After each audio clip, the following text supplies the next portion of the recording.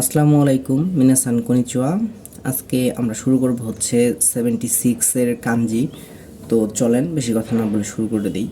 প্রথমে যেটা আসছে সেটা হচ্ছে নিউ বা আতারাশি, মানে নতুনের কাঞ্জি। এখন নতুনের কাঞ্জি আমরা অনেক ক্ষেত্রে বলতে পারি যে এই যে আমরা এটা যদি অনেকগুলো দাগ না থাকতো বা উপরে যদি এই যে এই দাগগুলো না থাকতো বা হচ্ছে এই দাগগুলো না থাকতো, তাহলে কিন্তু আমরা হচ্ছে এখানে একটা গাছ টাইপের একটা হইতো, কিন্তু এখানে অনেকগুলো জিনিস আছে।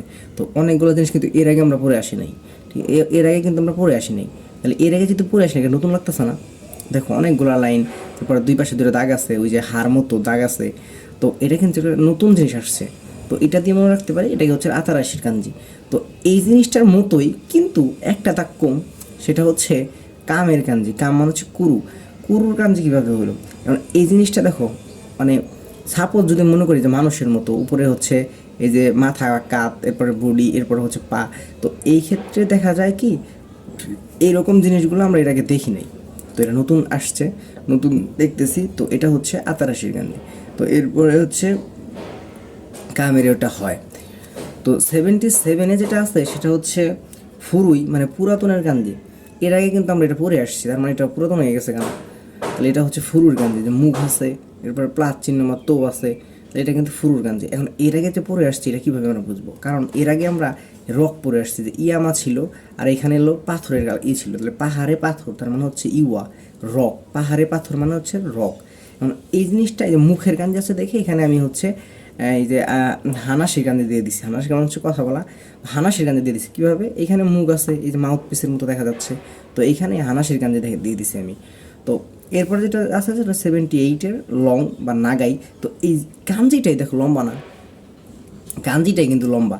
আবার এখানে কিন্তু আমরা অনেক ক্ষেত্রে বলতে পারি যে হচ্ছে চিচি, বাবার মতো। তাহলে বাবা কি মার থেকে লম্বা না? অবশ্যই কিন্তু লম্বা। তাহলে এটা আমরা বলতে পারি যে নাগাইয়ের কাঞ্জি। নাগাইয়ের কাঞ্জি যে এটা কিন্তু অনেক ক্ষেত্রেই এই তাবেরুর কাঞ্জির মতো দেখা যায়। তাবেরুর কাঞ্জির মতো কীভাবে দেখা যায়? দেখো এই যে হাহা, আচ্ছা চিচি, এই যে নাগাইয়ের মতো, প্লাস হচ্ছে ঘর। তাহলে আমরা ঘরে বসে যদি আমরা এই এই সাইডটা দেখি যে চিচি মানে বাবা খাবার খাইতেছে, তাহলে কী খাবার খাইতেছে? কোথায় বসে? অবশ্যই ঘরে বসে খাইতেছে। তো এরকম করে আমরা মিলাতে পারি। এরপর যেটা আছে 79-এর গান, সেটা হচ্ছে মিজিকাই। মিজিকাই কীভাবে হলো? মিজিকাইয়ের ভাই এটা কীভাবে হইলো? ওইটা তো আসলে এটা বলা যাচ্ছে না কীভাবে হইলো। এটা অনেক ক্ষেত্রে ব্যতিক্রম থাকতে পারে, অনেক ক্ষেত্রে ট্রিক্স দিয়ে মানে মনে রাখা যায় না। তো এটা দেখতে পারে যে সীতার গান্ধীর মতো আছে একটা নিচের দাগ। এবার মুখের গাঞ্জি আছে, মুখের যে উপরে যদি এই দুইটা তাক্তব্য থাকে তো যে বডির মতো, কিন্তু নিচের দিকে আসছে। তো মানে শর্ট টাইপের হয়ে গেছে, ঠিক আছে? এটা তো মনে রাখতে পারো। এরপরে যেটা আসছে সেটা হচ্ছে হাই, মানে 80-র। তো দুইটা মুখ আছে। এখন দুইটা মুখ থাকলে এটাকে আমরা অনেকবার বলে আসছি, দুইটা মুখ থাকলে আমাদের জিনিসটার দিকে তাকাই, জিনিসটার দিকে আমরা তাকাই। তাহলে ওই যে হাই, ওর দিকে তাকাই। এখন এই ক্ষেত্রে ওই যে মানে মুখ টাইপের দেখছি, প্লাস হচ্ছে দাগ দেখছি। তো এমনি বললাম তাহলে এটাও দিয়ে দিই। ইয়েন, ইনের গান্ধী।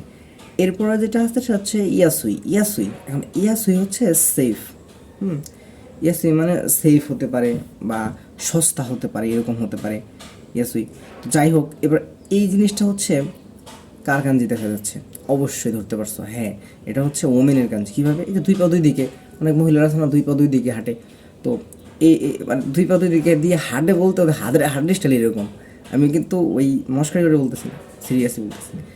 তো এই হচ্ছে ওমেনের গাঞ্জি। তো ওমেন হচ্ছে সেফ, ঠিক আছে? ওমেন হচ্ছে সেফ, বা এটা হতে পারে মানে এটার মানে সিনোনিম আছে। তো তো এটা ইয়াসুই। ইয়াসুই মানে কি?